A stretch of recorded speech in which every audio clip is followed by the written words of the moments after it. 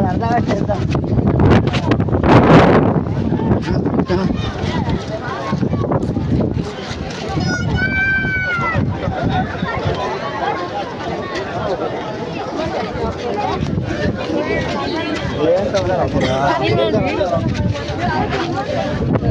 ನಾಳೆ ತಗೊಳ್ಬೇಕಲ್ಲಿ ಅದು ಕನ್ಯಾಕುಮಾರಿಯಲ್ಲಿ ಇವತ್ತು ಫೋಟೋ ಹಿಡಿದೀವಲ್ಲ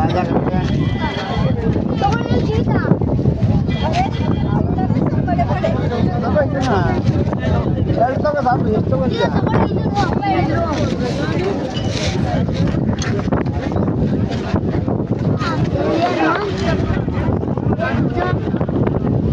ಈಗ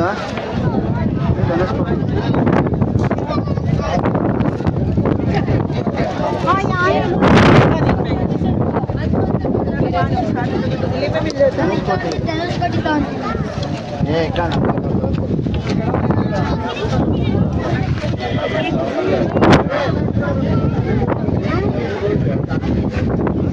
ತಗೊಳ್ಳೋಣ